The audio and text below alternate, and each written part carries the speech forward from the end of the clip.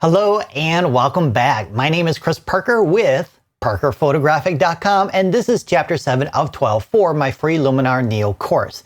This Luminar Neo tutorial will be a long one since we have a lot of editing tools to cover in the Essentials section.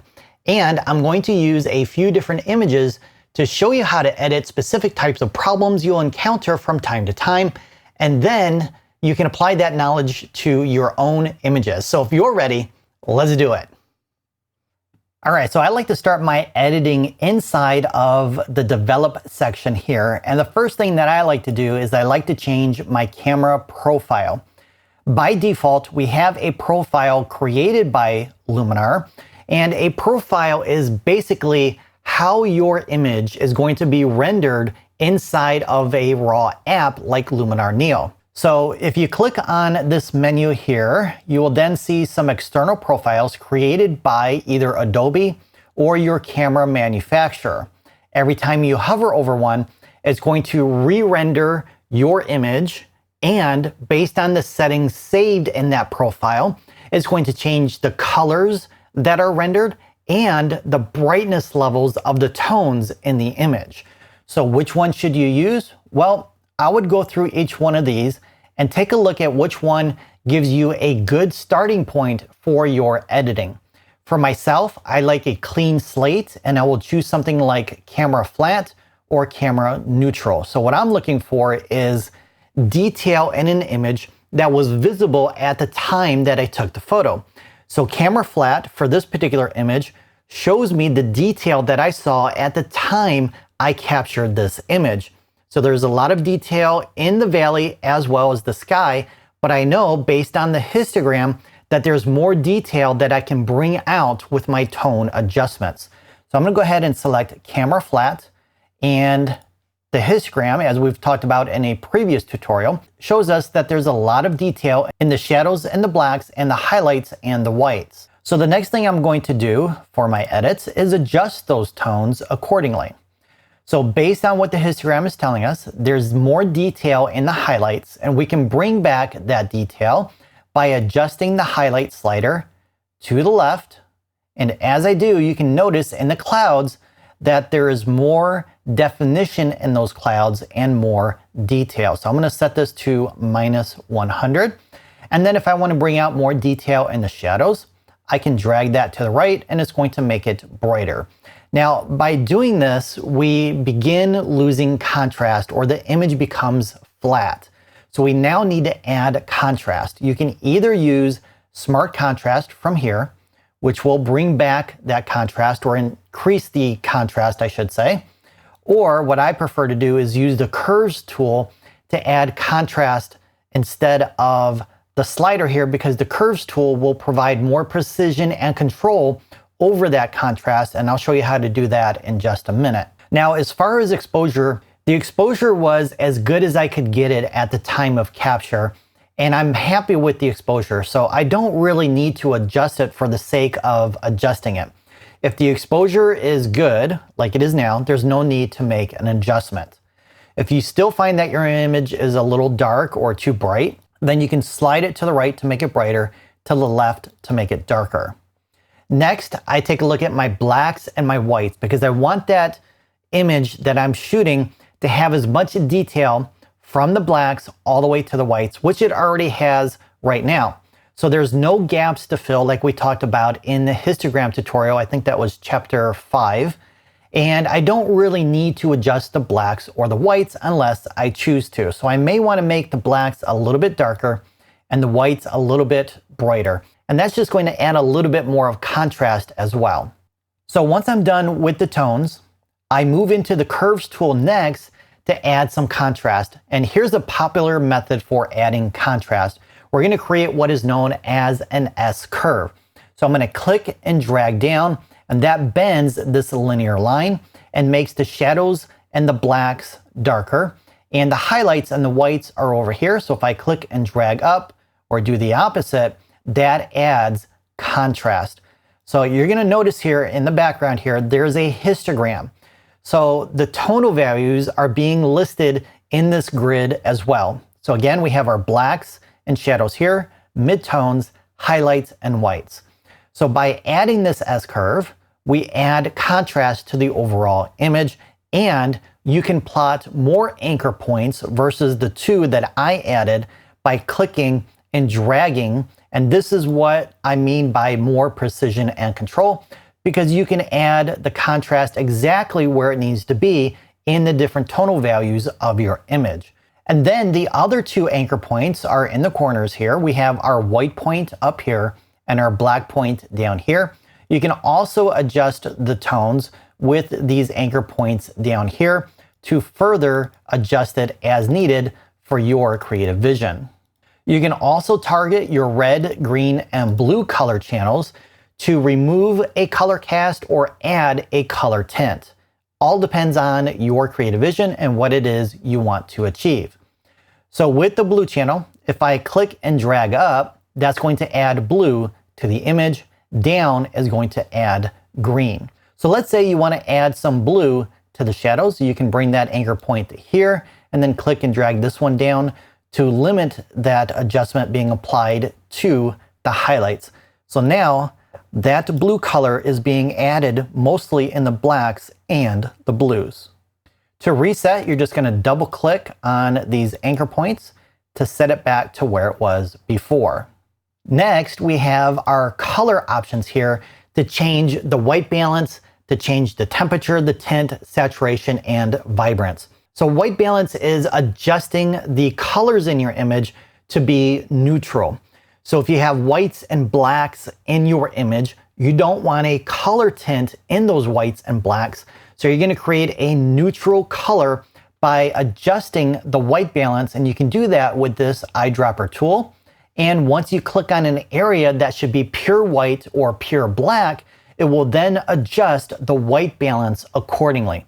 All right, so I'm going to go ahead and put this back to as shot because I don't necessarily want to white balance a sunset or sunrise photo because I want that golden yellow color to be present in the blacks and the whites. Otherwise, if we remove it, then it looks fake. But I will adjust the white balance for portraits to make sure that the skin tones and the colors look natural. You can also adjust the temperature of your image to be warmer by adjusting the temperature to the right. To the left will make the image cooler. You can add magenta or green with the tint slider, and then you can adjust the saturation and the vibrance accordingly as well. So saturation and vibrance kind of do the same thing, but they're slightly different. So the saturation and vibrance is basically increasing the purity of the color or making it more intense.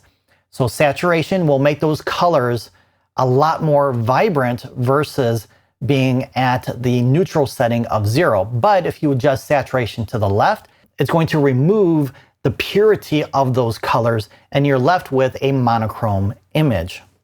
Now vibrance, again, it works similar to saturation, but it's targeting a different set of tonal values versus saturation. And you can see that. Let's go ahead and adjust this to the right. You can see it's not as intense as saturation, but once we adjust this to -100, compared to saturation, it's not a pure black and white image. There's still some color tones in there. And that's because vibrance is targeting the midtones and a little bit of the shadows here and a little bit of the highlights. And that's why we still have color in the image. And I like to use vibrance to create a retro type of effect by leaving a little bit of color in there and mixing in a little bit of that monochrome as well, creates that retro type of look. All right, I'm gonna go ahead and reset that. Next, we have sharpness. So sharpness is going to apply some contrast along the edges of the detail, which is going to give the appearance of the image being sharper. So as you increase it, the more you sharpen, the more the image is going to look sharper. But too much will degrade the image and it will look fake unless you're trying to create something maybe a little bit more creative, like a grunge type of look. So that's a possibility with sharpness. Now radius is going to increase how far outside of that edge that sharpening is being applied. So if we place radius at 0, then no detail is being applied. But if we increase it slowly, it will begin gradually increasing how much or how far outside of that line or the edge of that detail, and the more radius, the more that sharpening grows. Masking is going to do the opposite, and it's going to begin removing sharpening in different parts of the image that you may not want to sharpen. For example, like a blue sky. We don't need to sharpen a blue sky because there's no detail in there. There's no clouds or anything else inside of there. And you also don't want to sharpen skin, because if you start to sharpen the skin too much, you're going to begin enhancing blemishes and skin pores. And we don't necessarily want to make those more prominent with sharpening. So masking will begin eliminating the sharpening in those types of areas. All right, next we have noise reduction. I'm going to go ahead and pick out a new image here. This was shot at ISO 800, and if I zoom in here, it's easier to see that digital noise. And that is what is known as luminosity noise. And that type of noise kind of looks like film grain. If you have some red, green, and blue color specks, that is color noise. Sometimes you'll have both, but for my images with my Nikon cameras, I mostly have luminosity. So you'll need to adjust one or the other or both depending on the type of noise you have in your images. And it's pretty simple to use. You just slide the luminosity or color slider to the right to reduce that noise. And you can see it's now beginning to minimize that noise. I also have my boost all the way up to 89, which is making that luminosity noise reduction much more aggressive versus the default of 25. So if it's not giving you the results you want, go ahead and boost that luminosity or color noise reduction based on what you need for your image. All right, next we have optics, and this is going to help you fix some lens distortions that can occur with most lenses, and the amount of distortion will be different from one lens to another. So we're going to turn on all three of these options to fix those lens distortions. Now, if it's not fixing the distortions as you would like, you do have some sliders here to adjust it for that particular lens. So basically, Luminar Neo is reading the metadata of your RAW file, and it knows what lens was used for this image, and it's been pre-programmed to fix the lens distortions for that specific lens. So every lens creates some type of distortion, some more than others. So you want to make sure you have all of these turned on to fix those issues with the optics. All right, next we have our transform editing tool. Let's go ahead and pick out a new image for that editing tool. And transform is going to help you fix issues when you're shooting architecture or buildings or things that have a straight edge like this pillar here. Now, because I shot this with a wide angle lens, it kind of distorts the perspective and those straight lines that should be straight, and kind of adds a curve to them or makes them lean like this pillar is right here. It's kind of leaning to the right. So we can use transform to straighten that out. We may need to also adjust the horizontal or the aspect slider here to further refine our transformation back to what it should look like at the time of capture.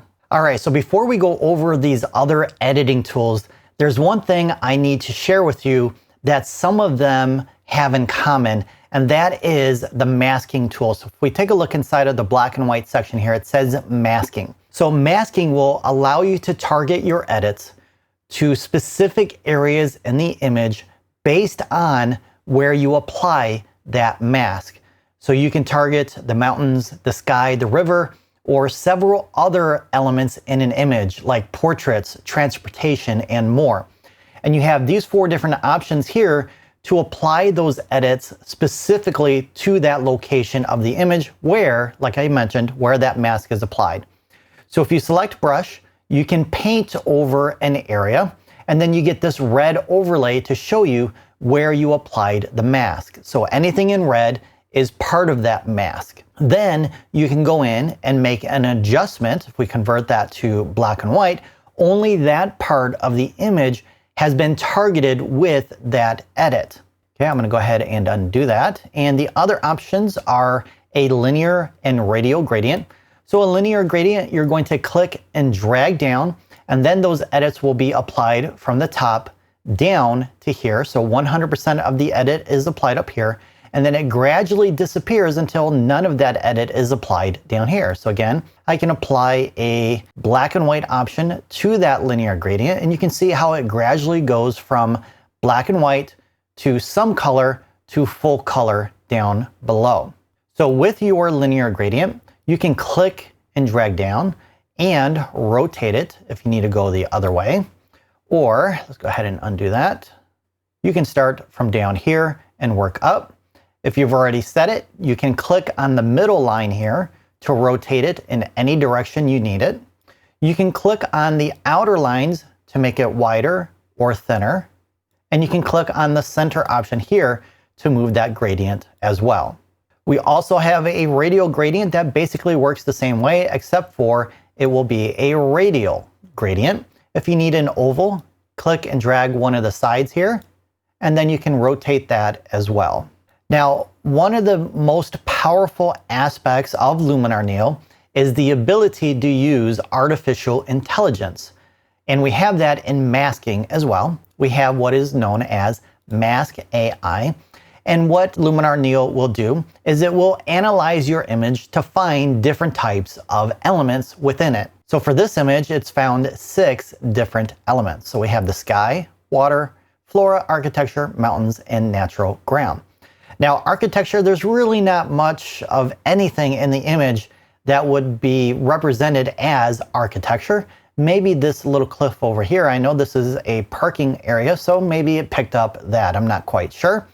But if you want to target a specific part of your image, all you have to do is click on the element that Luminar Neo found, and then it will apply a overlay or a mask to that area. And then you can convert that or apply that edit to that mask. All right, let's take a look at Enhance AI this time. I want to go back to this landscape image because maybe you're new to editing your images and you're not quite sure where to start, or you just find it confusing because you don't have the experience yet to determine how much of an edit you should apply to the highlights, shadows, blacks, whites, and maybe the tone curve here is a little bit too intimidating or confusing at this time. That's fine. Let's go ahead and reset these edits because you may want to use the Enhance AI instead. So what it's going to do is analyze your image, and it's going to realize that there's detail in the highlights and the shadows that are not currently visible, and it's going to make adjustments to those tonal ranges for you automagically and improve how the image looks based on its artificial intelligence. So we're going to go ahead and adjust the accent to the right, and just like that, with one slider, the detail in the shadows are revealed, and the details in the highlights in the sky and the clouds here are revealed as well, or brought back. So instead of coming into the develop module and adjusting all these tonal values, you can use Enhance AI instead. Now that I've clicked off of Enhance AI and went into a different module, it placed those edits here in the Edits tab.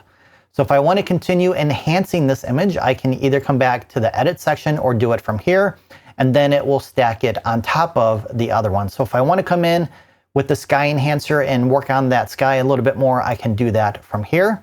If we go back into edits, we can then see the first enhance settings that I applied, and then the second one is here. I prefer to try and do them all in one. So don't try and navigate to another editing tool until you have it figured out, or until you have the edit settings exactly where you want them. Now we do have masking, like I mentioned previously. Most of the tools have a masking option, but Enhance AI is not something I would apply masking to. I want the entire image to benefit from the AI built into Luminar Neo to enhance those details in all the tonal ranges. So it's not something I use for this, but I will use it for Structure AI. Sometimes I don't want the sky to be enhanced with this editing tool. So Structure is going to apply sharpening along the edges or add contrast along the edges to give the impression that it's sharper. If you apply too much, it's going to give it kind of a grungy type of look, and it's going to over edit your image. In my opinion, this doesn't look good for landscapes. If you want a grungy type of effect though, that's one way of doing it, but I wouldn't go that high in most cases. Now, if you go the opposite way, instead of sharpening, it's going to soften those details. So it's kind of blur it out a little bit to kind of give it that soft look. Now, if you want to make these edits a little bit more aggressive, there's a boost option that will target more detail and will enhance that amount even more. Now, like I mentioned for Structure AI, I will apply a mask if I want that particular type of edit to be applied to a certain element and nowhere else. For landscapes, I typically don't mask out for Structure AI, but I will for portraits.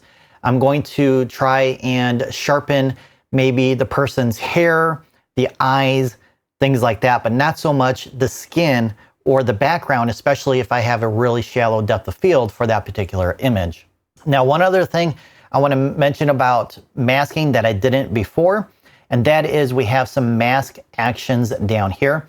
So I'm going to go ahead and just apply a brush right in this area here, and I can't see that overlay. But if you go into your mask actions here, you can click on show to show it. You can invert, you can clear it, or you can fill it to fill the entire image. And you can also copy and paste to another image. All right, let's go inside of the catalog here and choose out a new image. And for this particular image on this day, I had a lot of dust on the sensor, and I love using the erase tool here to auto-magically remove dust spots in one click. Now, it's not always going to remove every single dust spot. So if it doesn't, you can paint over an area and it will remove it. Or if you just want to remove something in particular, you can just paint over it and click on erase, and it will magically make that item disappear. Now, if you need to increase the size of the brush or make it smaller, you can use the slider here, or you can use your keyboard shortcuts, which is the left bracket key to make it smaller, and then the right bracket key will make it larger. All right, I'm going to pick out another image, and this time I want to go with this photo. And let's say you want to get rid of all of these power lines. Well, in Erase, you have a one-click button that will automatically remove all of the power lines for you in one click. Now, depending on how many power lines you have in your image, it could take a few seconds to a few minutes, and the more power lines you have, the longer it's going to take, and boom, all the power lines are gone. How cool is that? I love it. All right, now let's take a look at the color edit settings. So we have saturation and vibrance, just like we did in the develop section, but now we can mask out the areas where we want to apply those edits. Remove color cast is going to work just like the white balance eyedropper tool in the develop section, where you're going to remove a color cast, and it's a lot easier from here. So if you're having trouble with the develop section, go ahead and remove that color cast from here. Now, my favorite part of the color adjustments here is the HSL section. So HSL stands for hue, saturation, and luminance. Hue will allow you to change colors. Saturation will allow you to change the purity or intensity of that color. Luminance will allow you to make that color brighter or darker. And when I say that color, you're targeting these individual color channels here to apply those edits specifically to that color channel. So if you want to change the colors, let's say of the trees here, which are green, and you want to make them more yellow, so it's more of a fall-like color, you can adjust those colors accordingly with this slider. We can adjust the yellows to be more orange or more yellow, whatever, or I should say more green, or whatever it is you want to do. Saturation works exactly the same way. You can reduce the intensity of that red color or make it more intense based on your creative vision. And again, you can target any of these color channels here. And then luminance will make that red or any other color brighter or darker. All right, let's take a look at the black and white options. So all we need to do is convert to black and white with this button here. And then you can target the luminance and saturation of these different color channels to create something a little bit more custom versus just removing the color purity or the saturation in the image. So with luminance, we're going to take those reds and make them brighter or darker depending on your creative vision. And then you can target the other color channels in your image as well in order to achieve that look that you're trying to get or the style that you want for your particular image. So this is a little bit more of an advanced technique for converting to black and white versus just reducing the saturation to -100. This is my preferred method because I have more control over these color channels to get the look exactly the way I want it. All right, next we have details, and with this you're going to target different size details to apply contrast to the edge of the details to give the appearance that those details are sharper. So we have more control with these settings here versus some of the other options that we went over with earlier. So targeting smaller, medium, or larger details will help you enhance specific areas of the image versus all of the image or all of the details in the image. You can also use masking to further refine where those edits are being applied. And then we have denoise, which is similar to the options in the develop section up here. And then landscape is strategically designed for landscape photos. You can use dehaze to remove haze or to add more contrast to your image. If you shot an image like this one that was done during golden hour, you can enhance it with the golden hour option here. And or if you want to increase the intensity or enhance the trees and the grass and everything else, you can do that with this slider here. So once you have your foliage enhancer set, you can come into the advanced settings and change the colors of that foliage from here versus doing it in the color section with HSL. And the last editing tool in the essentials section is vignette. To the right, we'll add a bright vignette around the edges and the corners. Left will make it darker, and you can increase the size of that vignette with the size options. And then under advanced settings, you can change how round that vignette is. Let's go ahead and make this darker so we can see. We're going to increase the roundness or make it more oval by going to the left. You can increase or decrease the feathering of that vignette, and then the inner light will kind of fade it out from the center out to make it a little bit brighter in the center. So less of that vignette is targeting the image. All right, make sure to watch this Luminar Neo tutorial next to learn how to use the creative editing tools to help you fulfill your creative vision.